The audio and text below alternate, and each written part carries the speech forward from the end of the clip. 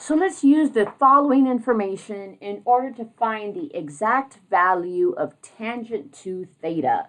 So we are given that sine of theta is equal to a negative 4/5, with theta being in quadrant 4.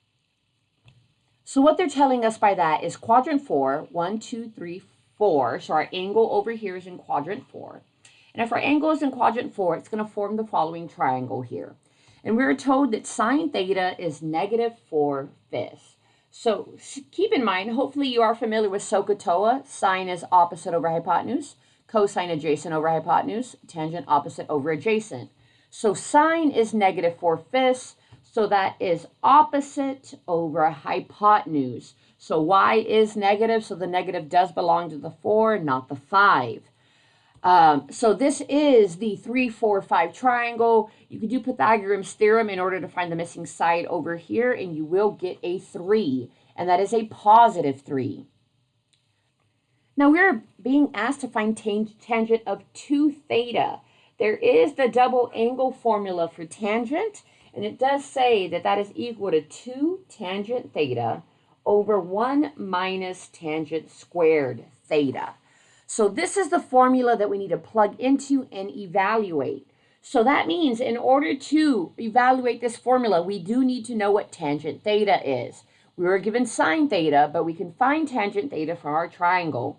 Keep in mind tangent is opposite over adjacent. So opposite over adjacent, that means tangent theta is a negative 4/3.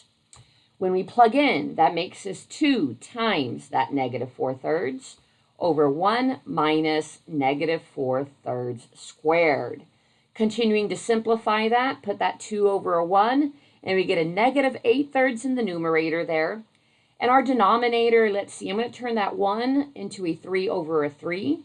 So that's going to be that 1 minus, well, if we square this fraction, negative 4 squared is 16. 3 squared is 9. So when we actually subtract this denominator, I'm sorry, I needed that to be a 9 over 9, not a 3 over a 3. 9 minus 16 gives us a negative 7/9. So we have negative 8/3 in our numerator being divided by negative 7/9.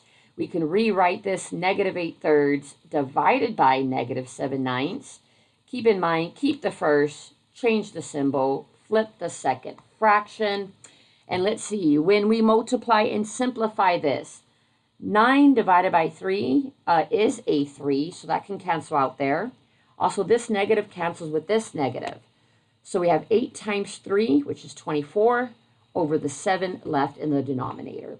Or just do 8 times 9, divide that by 3 times 7, and reduce. But we are left that tangent to theta is equal to 24 over 7.